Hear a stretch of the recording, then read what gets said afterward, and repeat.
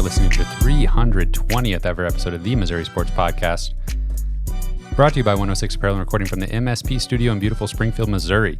I'm one of your hosts, Cameron Albert, alongside my good friend and fellow Mizzou fan, Kyle DeVries. How you doing today, Kyle? Cameron, I'm doing great. Today, I'm glad you asked. How are you? Fantastic. How's more important? More importantly. How's the cough, Kyle? Feeling good? Oh, I'm on the mend. Oh, yeah. I'd say I'm doing better. I'm still not at 100%. Nighttime, still feel like my voice is a little weak. Okay. But way better. Infinitely better. Sound better. Thank you. No cough drops. You sounded better on Saturday. Yeah. We had a big day Saturday. I'm not going to lie. I messaged you guys on, maybe it was Thursday or Friday, and I was like, I'm not going to lie. I'm a little anxious about how I'm going to feel at the game. I'm going anyway. I'm going no matter what. But I'm probably going to be coughing all the live long day on the way home. That kind of happened. Yeah. But I got through the game. Yeah, and you preserved your voice for the most part right up until the end. Yeah. It was a much warranted, explosion of sound. Yeah, I didn't yell at all. I didn't even do M-I-Z-Z-O-U. Sorry, Wow. Sorry, everybody. Yeah, I just stood there. Wow. In silence and solidarity with everybody else. You just were really taking it all in. I did a fist bump with everybody, Yeah. just to, have some kinetic energy Sure. that everybody could see from Yes. across the stadium. But I didn't yell until Zion Young scoop and scored, and I was screaming at the top of my lungs. Everybody was yelling. I set myself back easily 2 or 3 days of recovery. Wow. And I wouldn't have it any other way. Yeah, absolutely. Yeah. What a night. What a night. Let's just jump into it. Before we do, you can subscribe, leave us a review, all of that stuff. But yeah, we got to see the Tigers take down Oklahoma. It started out, we got to go see Britt over at the Lot P tailgate. Shout out to Clayton, who was out there. Young fella gave us some fist bumps. Yeah. Matthew Tilley stopped by. We got to meet the legendary YouTube commenter, Boofin' Tobacco, one of my favorite YouTube commenters. Oh, yeah. On this channel. Absolute legend. Got to meet him in the flesh. And the scene was set like it was a foggy, misty afternoon, evening. Yeah. And but then kickoff and on, it was perfect weather. Perfect. Perfect football weather. Missouri wearing the all-black uniforms with the block M. That's as good as it gets. Ooh. And you're playing Oklahoma. Yeah. That really, seeing the two teams out on the field really gave nostalgic, this is Mizzou, Oklahoma. Yeah. We're doing it again. Yeah. Yeah. It felt like a special occasion for sure. And it was. Yeah. But man, it was a perfect night. Yeah. Had a blast talking to everybody. And the game couldn't have gone better. No. Well, they probably could have, but that'd be asking for much, for quite a bit there. yeah. The crowd, the stadium was packed well before kickoff. Yeah. The student section was electric the entire game. The whole thing was just fantastic. The game started off slow, though. Both offenses kind of feeling each other out, and Mizzou doing our classic field position battle, not wanting to make mistakes. Drinkwitz would really like to refer to that as establishing the run. Okay.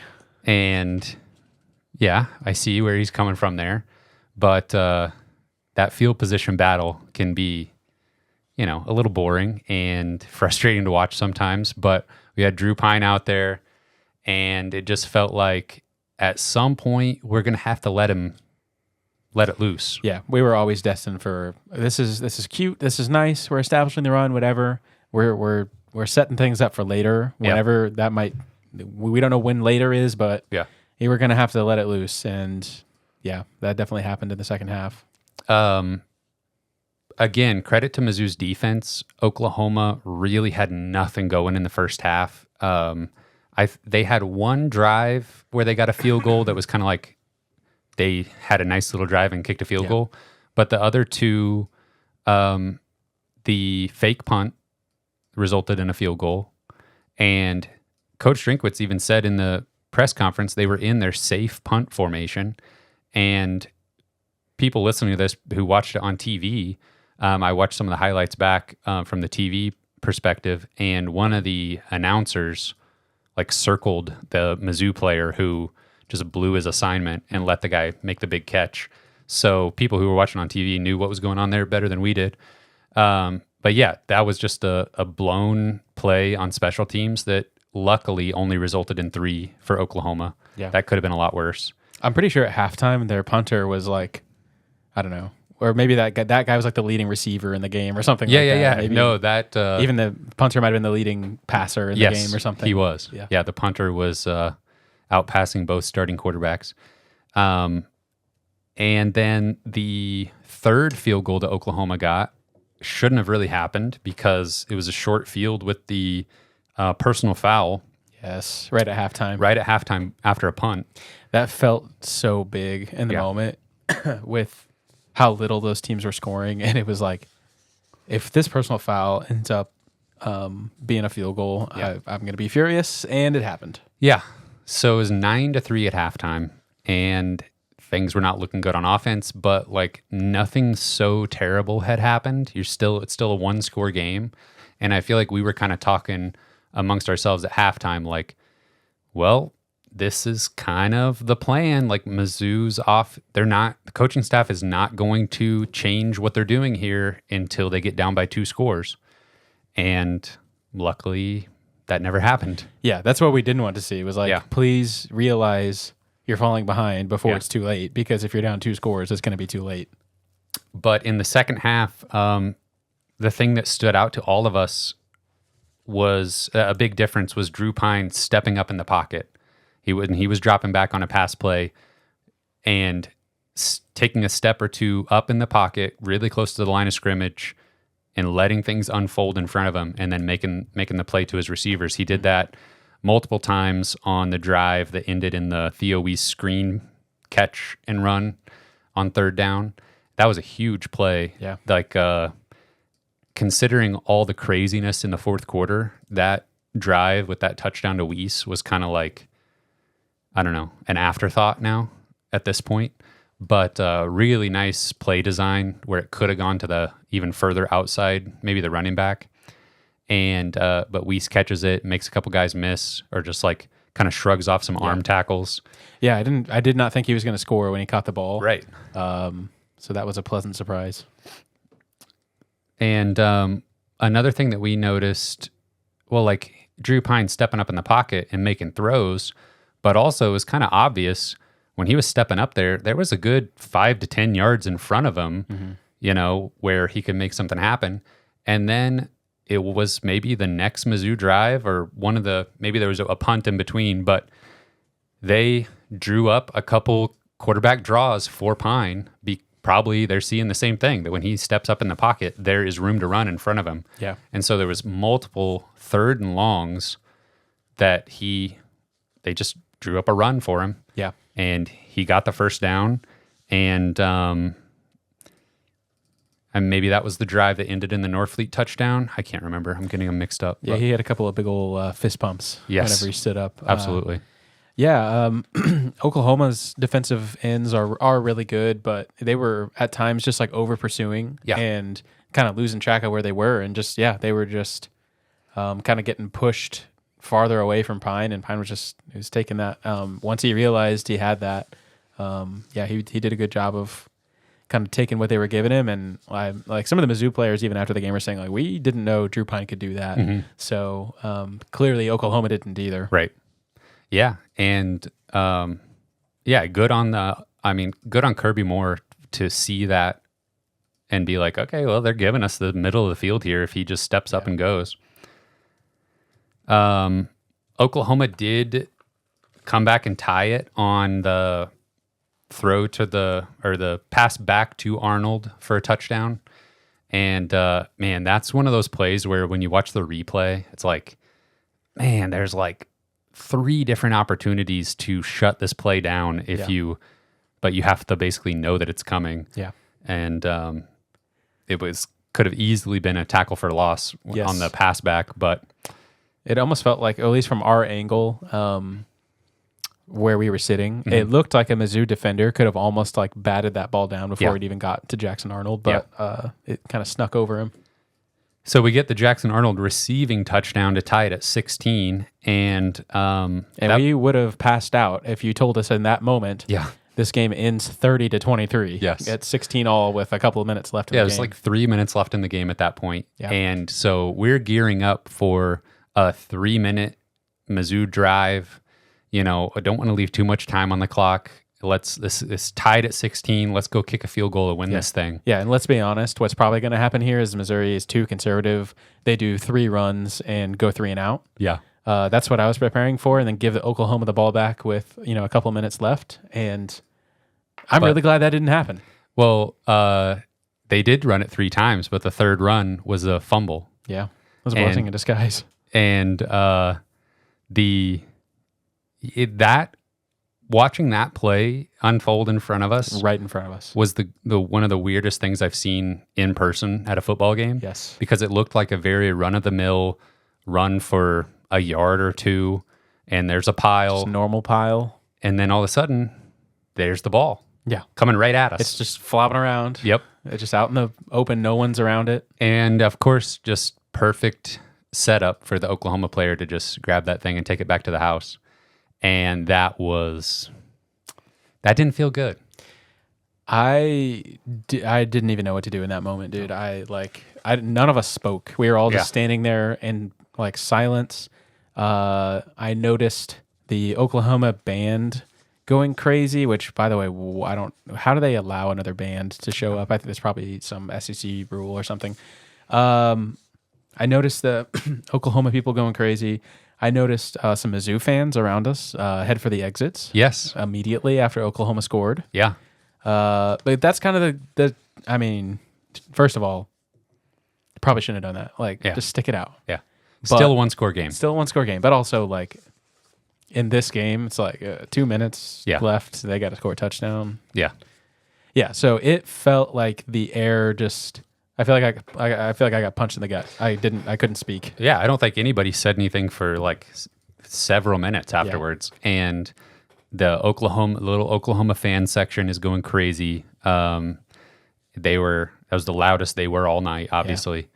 And one thing that I noticed in particular was the kickoff team that came out for Oklahoma was fired up. One guy was headbutting everybody else in the little kickoff huddle, and the entire Oklahoma side thought they just won the game right there. And luckily, there was still time on the clock. And Drew Pine, when he had to do it, he put together a drive. They were helped out by a big penalty and some like a catch and run. Yes, by Theo Weiss. Yes, it started off with that for 28 yards, and that was kind of snapped everybody back to reality. I feel like where it's okay, there's time on the clock. Yeah, we can make something happen here. That was a really good start to the drive. And something similar happened. I'm going to rewind here quite a bit, but I think it was on the drive that ended in the Theo Weiss touchdown earlier. The first time that Drew Pine passed for a first down was that sideline throw to Norfleet. Yeah. That looked like it was barely completed. Yeah. And that was a moment where it was okay, we actually got a chunk through the air. Ball. Yes. We threw it past the line of scrimmage. It was completed for a first down. Maybe this is something new. That drive ended in a touchdown. And now in crunch time, when you absolutely need it, you get 28 yards from Theo Weiss on the catch and run. Then the penalty is in there somewhere to give them a first down. They get it to 3rd and 16, which I'm pretty sure was 4th and 17 last year against Florida. 3rd and 16, you get Luther Burden for 33 yards on the sideline down to the inside the 10-yard line. Yeah, kind of an awkward-looking catch, actually. Yes. One of the Oklahoma defenders fell down. Yeah. One of their veteran secondary players, too. Yeah. But yeah, kind of makes an awkward-looking catch, but comes down in bounds with it. Got both feet in. It looked like he maybe was even closer to touchdown from where we were sitting, but I think it was around the 8 or 10 yard line, something like that. And our whole section didn't know how to react because we didn't have a good angle on it. You couldn't quite tell if he came down in bounds, if he even completed the catch, any of that. If we also couldn't tell if he was about to score a touchdown. Yeah. And so, like, I thought he was going to score a touchdown, and then they were like stopping the play. I thought, he was out of bounds, but nope, he completed the catch.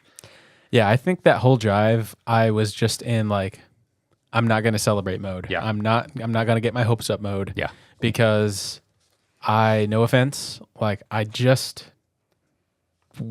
know. I didn't know if Drew Pine could do it like enough times to get it done. Yeah. And so even after that play, I was getting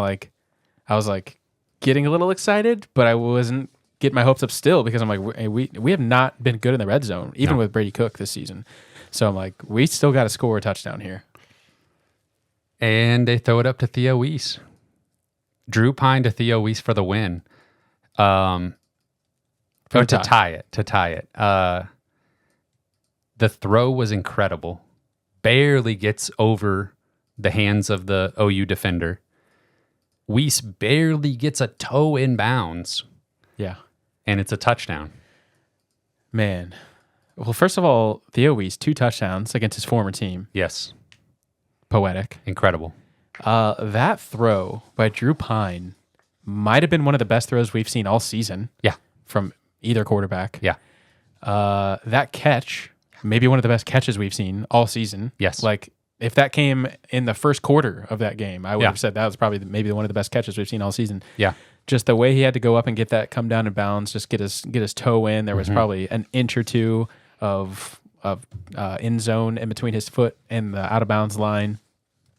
That throw, it was almost just like there was no overthinking in that play. Yeah. It was like, I am just going to trust my instincts. I'm just going to ride pure adrenaline and throw it up to my receiver, who I know is very, very talented, and let him make a play. And we haven't seen enough of that kind of stuff this season. Yeah. And it was beautiful. Yeah. Yeah. I feel like last year we could count on that Cook to Weiss in the end zone. You know, they'd go back to that time and time again. Yeah. And like eventually it'll work. Yeah. And it just hasn't worked out much this year. I mean, there haven't been a ton of big chunk pass plays or passing touchdowns at all this year. So, man, just... Yeah, there was absolutely no being worried about making mistakes in that moment. It was just, man, it was just purely making a play when the game was on the line. And well done, Drew Pine and Theo Weiss. But like you said, like you corrected me, that only tied the game. So Coach Drinkwitz talked about the decision to kick the extra point versus go for 2 and take the lead there. And he said with the time and Oklahoma having 2 timeouts still, they're always just tying the game up there and kicking the extra point. I would have never wanted them to go for 2 there. And he even cited, I think he was going all the way back to 2020. He recalled a game against Arkansas where Arkansas went for 2, took a 1-point lead. Or no, I can't remember what happened. Anyway, he had a game ready to go. There was an Arkansas game where they gave Mizzou the ball back with like a minute left and 2 timeouts, and they went down and kicked the field goal for the win. And so he says, there's no reason to like exert that. Yeah, the risk extra there. risk. Yeah. Yes, exactly. To take the risk to potentially still just give up the field goal. Right. So Oklahoma just needs a field goal to win the game, and they got a minute left and 2 timeouts. And Jackson Arnold, first of all, what was he? He's probably the 4th best quarterback on either one of these rosters at this point. He was maybe the 4th best quarterback in this game. Because Are you counting the punter? The punter was 1 for 1 for like 40 yards. Somebody else threw the only Oklahoma touchdown. There you go. To Jackson Arnold. He's a better receiver than he is a quarterback. Correct. And he also just can't hold on to the ball, which is just fun to watch. And it comes down to crunch time. He's got to make a play. In his defense, a little bit, like the offensive line all game long was just letting guys through. Yeah. It felt like the Mizzou defensive line was in the Oklahoma backfield nonstop. And that's why we've seen, we talked about how many times he had run the ball. Arnold had run the ball in their last 2 conference games. In their last 4 conference games, I think he's got like 60 plus rushing attempts combined in the last 4 games. I honestly thought he was going to run more against Missouri. Yeah. He had one pretty nice run. Yes. Where we just kind of lost track of him. Yeah. For some reason. But other than that, we kind of kept him in check. Yeah. And so he's kind of rolling out, looking downfield, and Tristan Newsom hits him. Ball comes out. Zion Young, with the presence of mind to kind of assess the situation for half a second and basically do a mirror of the Oklahoma scoop and score, where it just fielded it cleanly. Didn't have to do too much there. Yeah, just there picked was it up on nobody the else run in his area to like kind of mess things up. Sometimes I feel like even teammates will Yeah. like mess each other up. Like I feel like everyone just kind of saw Zion Young like being like, you got this. Yeah. Like you have to be the person here. Yeah.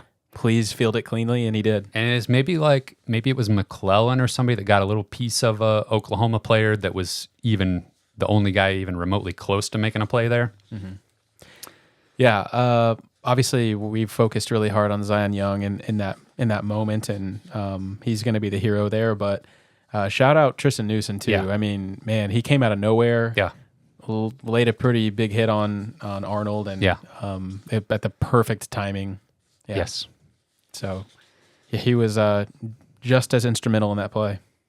And the lasting image of Zion Young running into the end zone, gets tackled by his teammates. Absolute pandemonium Yes. in the stadium. Yes. To take the lead like that. I mean, I've talked before on the podcast of like, obviously, if I'm thinking back through my times at Faurot Field, watching them beat Texas A&M, Johnny Manziel and Texas A&M in a night game in November at Faurot Field, I'm pretty sure it was all black uniforms. Henry Josie taking that last run to seal the deal. This is right there. Yeah. I mean, And what's funny is you even mentioned that game earlier in the night against Oklahoma. You were saying you were kind of getting those same vibes a Yes. little bit, just with the blackout game and the night just atmosphere. feeling like a big game in the night atmosphere. Yeah. So pretty cool that you've seen both of those moments in yeah. person. Yeah. I'm sure a lot of people listening to this would have probably maybe seen both of those moments too. Yeah, so just add this one to the list of big Faurot Field moments. And we talked about in the preview how, like, Oklahoma's record, Mizzou not, really not really being in the playoff picture at this point. Like, both of those things we didn't see that on the field. We saw that with the atmosphere and the way the teams were playing, I mean, it was a big-time game. Yeah, it felt like it for sure. It was a primetime SEC matchup, a lot of eyes. It's funny when a Mizzou game on TV gets a lot of eyeballs is when, like, something crazy's happening at the end. And, like, then you start seeing the internet kind of being like... That's exactly what happened at the Vanderbilt game earlier this season, Right. too. Like, whenever we got back into being able to use our cell phones and stuff because of all the stadium stuff, we were, like, seeing everybody going crazy on Twitter about it. And we were thinking that, too, in the moment. Like, everyone's probably watching this game right now. Yeah, in that situation, is like the whole nation was probably hoping for Vanderbilt to pull off the upset. Yes. And who knows? But in this Oklahoma game, I'd like to think that more of the just average college football fan would be on Mizzou's side over Oklahoma in this one. Probably. But yeah, I mean, it just continues just putting another nail in the coffin for this Oklahoma season. Terrific. Yeah, we've checked out a few Oklahoma podcasts in the last week. I won't even name any, but if you happen to stumble across any, I would definitely take a few minutes out of your day to listen to some Oklahoma content out there from this past week. It's absolute gold. They're not having a good time. They're not happy.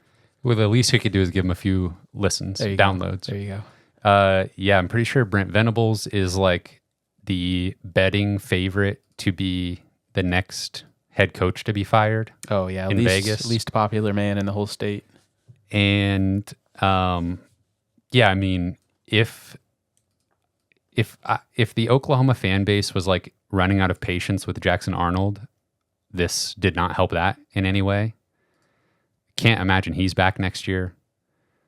It's just going to be Nick Saban, when he was on College Game Day, maybe for the OU Texas game, was given his prediction about how that game would go.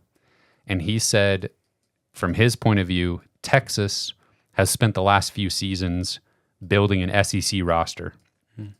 And he said Oklahoma has not done that. And he was pretty spot on in that assessment. And, maybe someday Oklahoma can field a SEC team. Oklahoma, specifically, I've heard something said by Oklahoma journalists, if you want to call them that. They are afraid of becoming the next Nebraska. Is something specifically I've heard said. They better be. Not a fun place to be, right, producer Cam? Not what you want to do. Yeah. Oh man. Yeah. I believe we made some bold predictions at the beginning of the season. I'm like 80% sure I said Brett Venables would be fired this season. We'll have to check in on that. Yeah. Speaking of predictions, though, you tweeted out before the game that it was time to rally around Drew Pine, and that that game against Alabama is not going to be what we remember him for. I don't remember the exact wording of your tweet, but it was a pro Drew Pine message. It was a Mizzou's going to win against Oklahoma message. The replies, some people were not being kind. They weren't. That's fine. I didn't blame them at all. They accused you of being intoxicated. They accused me of needing Jesus. That's right. Yes, they were accusing me of doing substance abuse. Yes. And you know what? That's fine. Maybe you were intoxicated by the Holy Spirit. Exactly. And that's what made you tweet that. 100%. And it aged like fine wine. Yes. Let me tell you. And I'm glad it did, or else I probably would have gotten more hate on the internet. They're like, you caused this. There's people like bookmarking it and stuff. I'm like, I might see this again later tonight. Oh, but I mean, couldn't have asked for anything more. Like, perfect night. Come out of that with the win. Yeah, that'll be one we remember for a long time. And it might not be the most consequential game as far as big things for either of these teams in the season. Probably neither one of these teams doing anything terribly significant as far as playoff hopes and stuff. Although Missouri's still in the conversation. Yeah.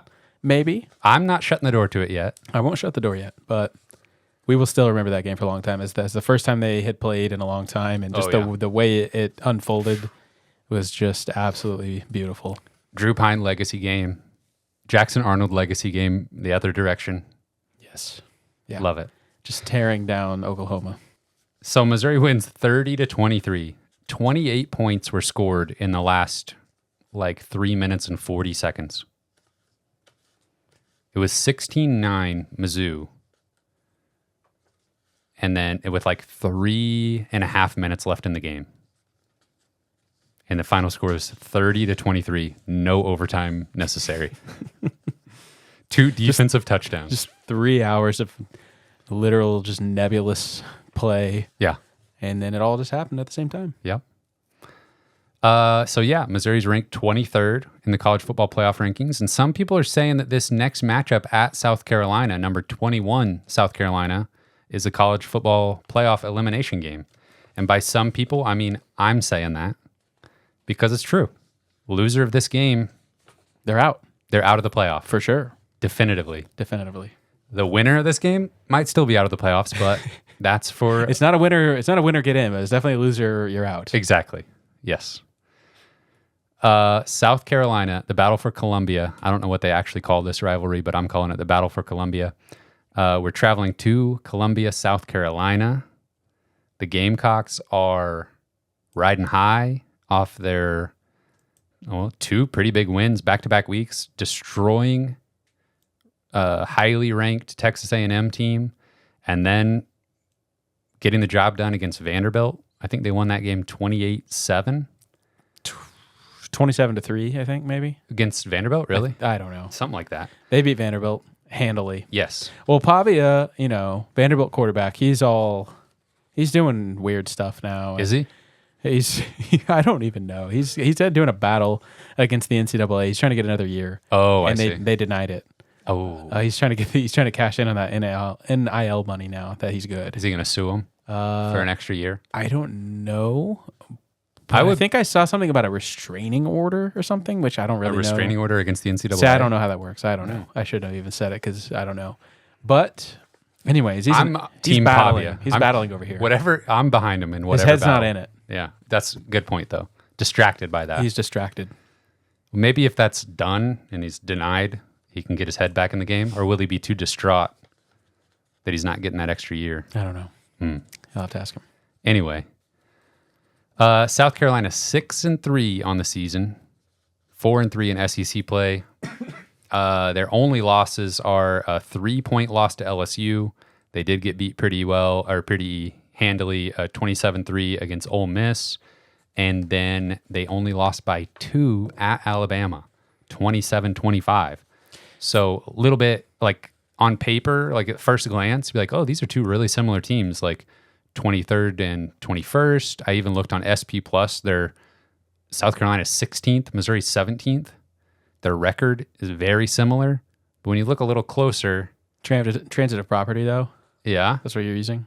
Well, I'm thinking more like Missouri had a chance to, only lose by 2 to Alabama or only lose by 3 to Texas A&M in a similar way that South Carolina did. They were not able to do that. Yeah, South Carolina started off the season very strangely. They beat Old Dominion by 4 points week 1. So I think we are all kind of thinking like, it's not a very impressive win. No. But as you alluded to, yes. Common opponents with Missouri. You said 2-point loss to Alabama. They beat Oklahoma 35-9. Yeah. They beat Texas A&M 44-20. Wow. And then Vanderbilt. Yeah. I wrote down 27-3, but that might be wrong. 27-3 is South Carolina losing to Ole Miss. Okay. That's right. But yeah, close They still beat them handily. Yeah, close enough. Yeah, so and South Carolina, Coach Drinkwood said peaking at the right time. That definitely seems true. One big difference between Mizzou and South Carolina is Carolina has had Lenore Sellers be the starter for every game except their game against Akron, whereas Mizzou had to rally around Drew Pine a couple times and pull out a win against the odds. So, or, not win against Alabama with Drew Pine. Lenore Sellers, though, really impressive as in general, but even more impressive as a redshirt freshman. Just watching him, what he was able to do in the entire South Carolina offense against Texas A&M was really remarkable. And I came on here after that and was talking about how frustrating it was to be jealous of South Carolina really stepping up at home in a really good environment, in a big stage to knock off Texas A&M. Such a huge moment for them.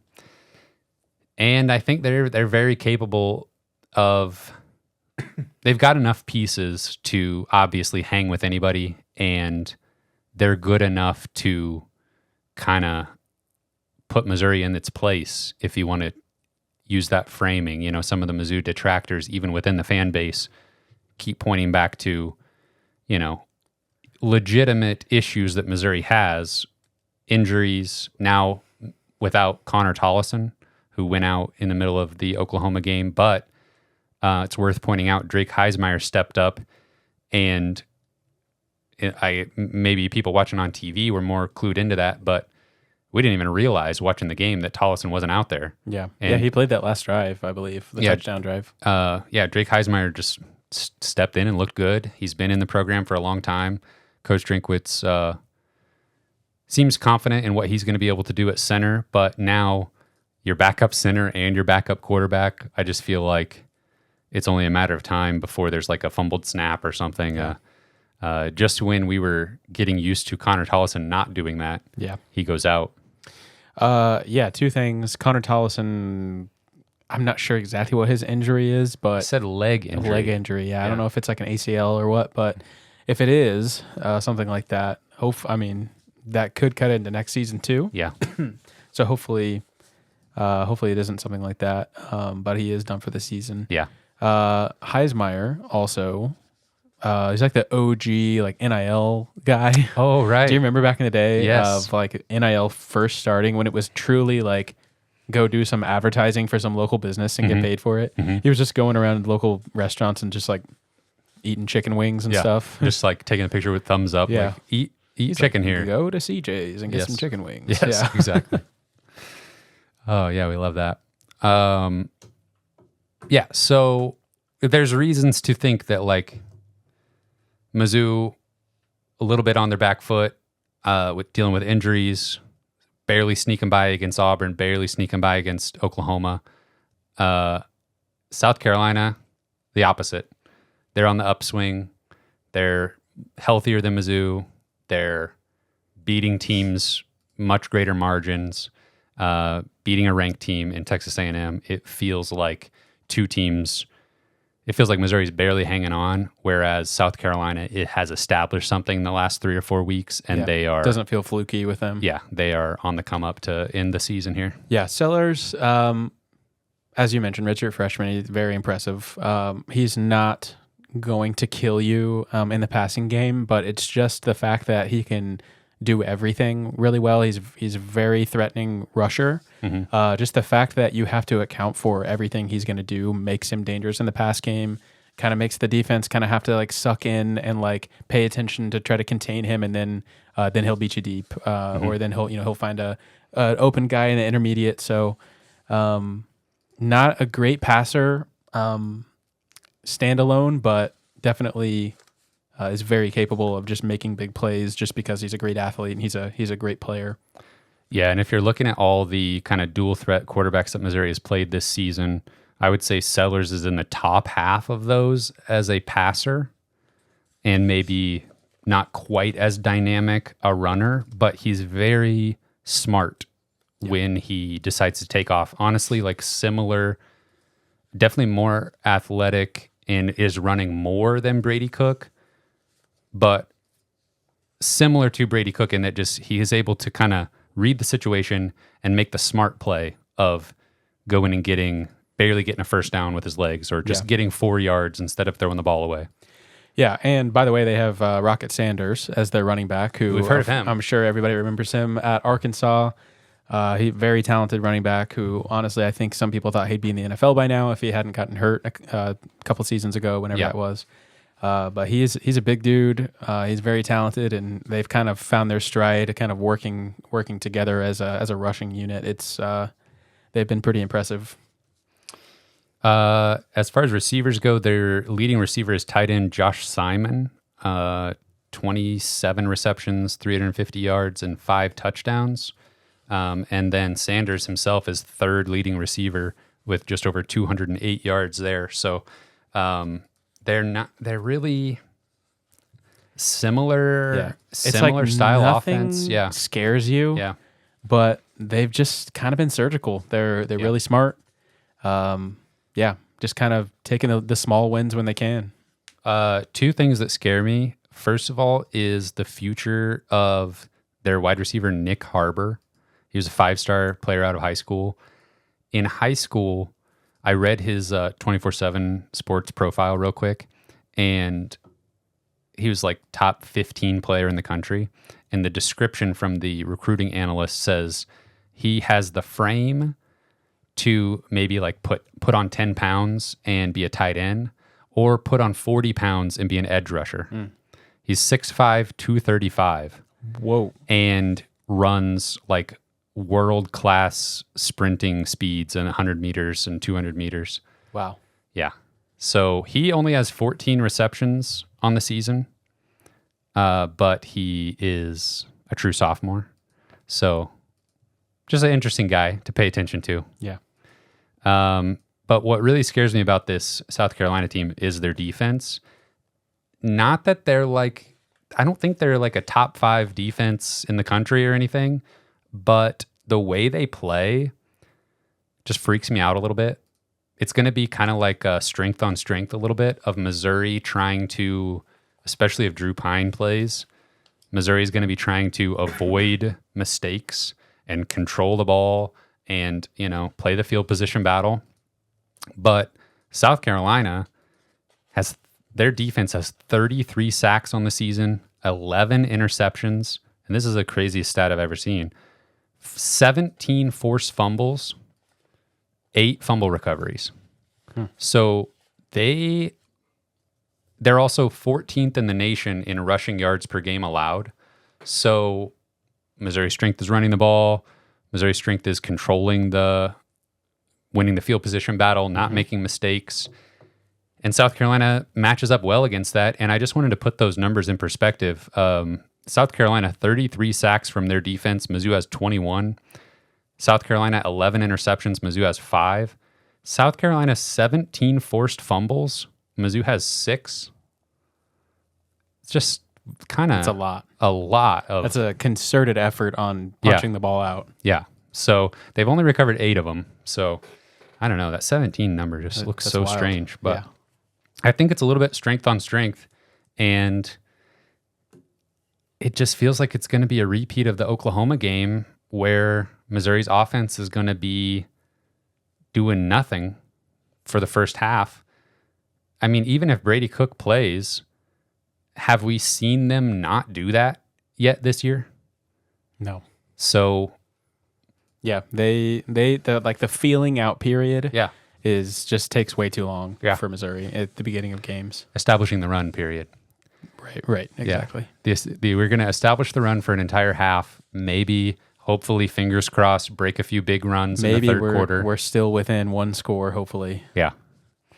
But you never know, like, when Missouri has to get out of that game plan, when they have to, I don't think they abandon the run when it doesn't go their way, but when they have to go ahead and adjust, I don't know. It's gonna be a lot riding on the defense in the first half, which is nothing new. Yeah. So Missouri has their game plan, ride the defense in the first half, or as long as you can, and then show South Carolina what you're trying to do. If they stop it, we pivot in the second half. If they don't, we win the game. Yeah, I would say we didn't see a ton of Nate Noel in this game against Oklahoma. I think he's maybe still recovering from his foot injury a little bit. Hopefully he's getting closer to 100%. We saw a lot of Jamal Roberts in this game against Oklahoma. I would like to think we're unlocking Norfleet a little bit. I feel like his role's expanded a little bit more in recent games and like the passing equation. So, I mean, with the receivers we have and Brett Norfleet, like, I feel like the establish the run period just, I don't know. It's got to be quicker. Yeah. The passing options that we have, like the pass game just has to be better. You mentioned game plan. I think one big weakness that South Carolina does have is their offensive line. They're giving up a ton of sacks on the season. They're almost as bad as Oklahoma is at protecting the quarterback. Nobody's as bad as Oklahoma. Oklahoma dead last, literally in like giving up sacks. Oklahoma's dead last. South Carolina is like 4th to last. I think they're 129th place or whatever. So that's the opportunity again for Missouri. Harass the quarterback. Rattle Rattler. Try to get some turnovers if you can. Probably going to need a defensive score again to be competitive in this game would be my guess. If we're planning for Pine to play, but we've seen the offense be pretty bad with Brady Cook too. Mm-hmm. I'm looking back. I'm trying to find a comparable game. I mean, honestly, like, we need a performance like, we need to come out and play like we've played against Georgia, even when we've lost. I just keep looking at that. Those keep being the games that I want to go to like see the potential of these Mizzou teams. I don't know, like blowing out Tennessee. It just doesn't. Why does it feel like this team can't blow anybody out in conference play? Because they haven't done it. They have not done it. I think Missouri's got to be really low and like explosive plays this Yeah. season for whatever reason. Just never came together. Yeah.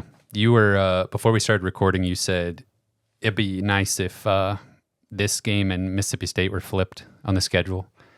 Let everybody get a little bit healthier and game plan a little bit longer, because Mississippi State is our only chance at a blowout win, I feel like. Yeah. Well, yeah.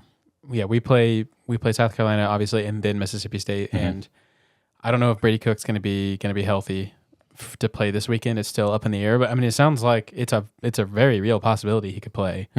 But it would be nice if he could have another week of rest, because I do think that we could probably beat Mississippi State with Drew Pine. I would certainly hope so. Yeah. Yeah. Coach Drinkwitz said the official injury report is coming out like any minute now as we're recording this. Yeah. The Wednesday night injury report, but they are planning as if Drew Pine will be the starter. So it'd be fine to pivot from that. But we saw Drew Pine can lead an offense to some scores and keep this thing competitive. So I feel like either way, I don't want to. My problem is, if I think about predicting this game, nothing in me wants to predict the defense to let us down. Right. You know? Yeah. But so it's making me think that like South Carolina wins this thing like, I don't know. What are you thinking? Can Missouri win this game? They can win. Yeah. I don't know that they will. It does feel like the only time Missouri's defense has like faltered is when there kind of just feels like there's no hope, because like maybe in the Alabama game, like Brady Cook left with an injury and Pine came in and was playing really bad. And so I feel like the defense kind of was just like, all right, this is all we can do for today. Against A&M, kind of same thing. It was just like things were just totally spiraling and they got weird, and I felt like the defense kind of let up a little bit, and I don't really blame them. In any scenario where like the game is still like on the line, I feel like the defense has always showed up. But that doesn't change the fact that I could see this game getting out of hand, honestly, in South Carolina's favor. So the way that they've handled business against other SEC teams, I wouldn't be surprised whatsoever if they came out and beat Missouri by 3 touchdowns. That's honestly a good point. I mean, they did it to A&M, but I don't think, man, I don't see Missouri's quarterback play being as bad as A&M's was in that game. That was like Wigman just kind of, yeah, it was a little fluky. Yeah, fell apart. Yeah, I really wish we were not the first team to play against Wigman. I wish we could have seen him on tape before we had to play him. Yeah. But we could make that excuse all day long. I do believe South Carolina wins this game, though, and I think it'll be 27-17. Shane Beamer, resurrection. Seriously. That was not on my bingo card for this season. I think the strategy here for me, and just for vibes reasons and for manifesting this, is we're going to have to do a big old collective jinx. We're all going to be doubting. You know, we're doubting this Mizzou team. Everybody's picking South Carolina to win. What's the line? Do we know? Oh, I could probably find it. But I'm thinking it's a close game. Mizzou has a chance to win. Jeez, I'm seeing South Carolina 13.5. Yep. That feels like, okay, if all right, I'm just going to say South Carolina wins 20-17. I don't think I think it's going to be very similar to the Oklahoma game, neither team getting up 2 scores. That's what I'm hoping for. I think you just want to be in position to where a field goal ties it, touchdown wins the game. Yeah. If you're in that position at the end, you can't ask for much more than that. Yeah. Logically, it feels like that makes sense. Feels like the defense is going to keep it close. That's not accounting for any weird circumstances, though. So now everybody doubt Mizzou. Yes. Give them that big chip on their shoulder. Exactly. So they can go out and shock the world, at least in their own heads. Yeah. Do a Kirby Smart on it. Just do anything you can to convince yourself that you're the underdog. Yes. Exactly. Nobody thinks you're going to win. Missouri's 5-0, though. Or Eli Drinkwitz 5-0 against South Carolina, right? Right. Yeah, because he beat them with App State. That's once. right. That's right. Yes. So yeah, 5-0. And that's why He does not lose trophy games. Drink is Beamer's daddy. We exactly right. established that last That's year. right. Yes. Oh, I forgot to mention Sir Big Spur. Oh, yes. You wanted to do that. Throwback to our mascot ranking episode. Don't remember what we said, but regardless. We liked their mascot. Yeah, Sir Big Spur, one of the best mascots in the SEC. That would be one benefit to playing at South Carolina is we get to see that beautiful creature. I can't wait. South Carolina historically has been a really strange game. Yeah. Though, like weird stuff happens in it. Remember I think the last time Missouri lost to South Carolina was 2018, and it was that like monsoon game. Never forget that I one. I don't know if that's the correct year. Yeah, but close one enough. of those years Yeah. was the just absolute monsoon that came out of nowhere. Yep. And whenever we were like cruising, and Yes. we just lost. Yeah, another one I remember is Debo Samuel. That's going way Probably back. 2016. Yeah. Maybe. It was like Mizzou had like won every statistical metric, but Debo Samuel kept just like scoring touchdowns. In like special teams. Yes. Yes. But yeah, I guess last year was the first just like very straightforward Mizzou win Just in domination. a series. Yeah. Okay. Everybody's picking South Carolina, including us. Now let's pick the rest of the SEC games.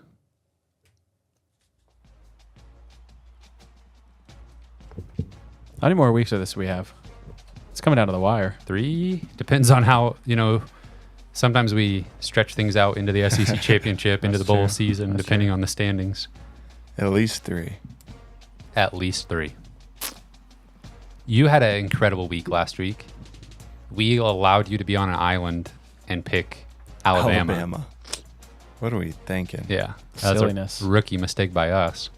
Although, was that the game that you pulled host privilege and changed your... I can't- can't remember I which don't one it remember was, either. but I did do that. Yeah. And I No, apologize. that was South Carolina. He changed it to Vandy. Oh, okay. Otherwise, he would have had I a perfect did? week. No harm done then. Oh, wow. Well, that's what the paper says. So Dang. All right. So, what big moves for Kyle? What's our standings now? so for the week, You might just start at third place. Cam got 2 points. Guest pickers got 3. I got 4. Kyle got 5. That brings our season totals to Cam has 62. I have 69. The guest pickers and Kyle both have 73. Got a tie ball game. Yep. Folks. It's all tied up. It's anybody's game. Brand new season. Brand new season. 3-week season. 0-0. All right. Not too many see. games this week, huh? Nope, 5 games. I think there's 3 SEC teams playing FCS opponents this week. Love that. Yeah. so fun. Number 22, LSU at Florida. LSU is a 4.5 point favorite. Only 4.5. Yeah, give me Florida. I'll take Florida.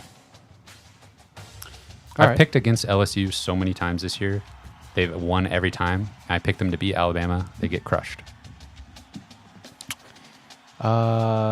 Florida announced, they made an announcement that Billy Napier would return next year. It's got a vote of confidence from the athletic director. Gotta love whenever your job security is like that public, like that Yes. many people are wondering if you should be employed somewhere. Yeah. That your administration comes out and says, we are going to have this person still employed. Yes. Your boss has to announce to the world that they're not firing you because you're doing such a bad job. I'll take LSU. Britt is our guest picker. Welcome in, Britt. Welcome in. He also takes LSU. That's what the good team. That's what the good pickers do. We take the good teams. That makes sense. Yeah. Next up, our only ranked matchup this week. Number 7, Tennessee at number 12, Georgia. Georgia is a 10-point favorite. Wow. They're at home. Georgia is at home. Yeah. I'll take Tennessee. Yeah, me too. I think I'm gonna have to go Georgia here. I think they I think they are still very much in the running enough to where I think they will have no choice but to bounce back from a tough loss. They got the Kirby Smart stuff going on. Yeah. He's kind of a wizard. Mm-hmm. Okay. And guest pickers take Georgia. Oh my gosh! Y'all are gonna be tied no matter what. Did you see the clip of the Georgia player like after the game? It was like jumping up and down with somebody or something, like on his the field. friend that went to Ole Miss. Apparently, or something. it was some long lost friend or something he hadn't seen in a long time. That but is very sweet and wholesome. it's wholesome, but it's kind of a bad look a little bit. And What is he, like the third string middle linebacker? It probably, yes. I certainly don't care. But Kirby Smart cared. Yeah. And he called him an idiot in his press conference. Oh And it was funny. I saw a tweet that was like Kirby Smart talking about like his players who keep getting arrested. And he's like, I don't even remember what he says, but he's just like, yeah, we hope they we handle that internally. We'll handle it internally, and we hope for the best for them, and that they'll figure it out. And then like his third string linebackers like jumping up and down after a loss, and he's like, just what an idiot! Like, why would he do that? Yeah. Like, I don't think that player will be at Georgia next season. Yeah, one way or another. Okay, next up, we've got number 3 Texas at Arkansas. Texas is a 13.5-point favorite. Only 13. Just like Mizzou in South Carolina. Yeah. I'll take Texas. I'm gonna take Texas, but I wouldn't be surprised if Arkansas made this interesting. I'll take Arkansas. Wow. I need to go perfect with all upsets. All right, well, try this one on for size. What Brit pick? What did Britt pick? Oh, sorry, Texas. Oh. Playing it safe, both of you. We're making the correct picks, is what we're doing. Okay, Auburn at Louisiana Monroe. Auburn is a 23.5-point favorite. Louisiana Monroe is going to cover that spread, but they will lose. Kyle's at the top of the standings. He's getting cocky. Now he's like giving betting advice. I'll take Auburn. Everybody's on Auburn. Last and certainly least, Nebraska at USC. USC is an 8.5-point favorite. Give me Nebraska. Well, I know what to do now. Come on down. And let's pick USC. I'll take Nebraska. Might as well. What do you got to lose? Absolutely nothing. Brett takes USC. Well, gonna be winning Sorry, after folks. this week. Sorry, We're guys. going to be having another tie for first next week. Yeah, what the heck? I like it. Like it's going to come down to the Add wire. a little drama. Yeah, A 3-way tie? No need to do anything stupid yet. exactly. And producer Cameron's in range. Like, if he has some bounces go his way, then he might be making it interesting. It's true. We will see. See you on the gridiron, I guess. See you on the gridiron. Is that it? Are we done? Sure. The basketball team's out there doing their thing. Shout out Caleb Grill. 33 points. Let Caleb grill. 8 3-pointers. Love to see it. 2 close games. 3 bad second half so far. Yes. We'll catch up on them in a little while after they play some more games. Thank you. Special thank you to our Patreon supporters. Britt Treese, Ryan Demore, Tristan, Ben Smith, Parker, Daddy JD, Tim Keynes, Tyler Harsel, Brandon Groffalo, Brandon Hanks, Matthew Tilley, Luis Hernandez, Joshua Jacobson, Delvante. Thank you. Gentlemen, thank you so much. We love you very much. And you can find this podcast on Spotify and Apple Podcasts. We're on Twitter at Mizzou Sports Pod, and you can email us at MissouriSportsPod@gmail.com. You can find our t-shirts and stickers on our online shop, MissouriSportsPod.BigCartel.com. Thank you everyone for listening. We will see you next week. Hurt.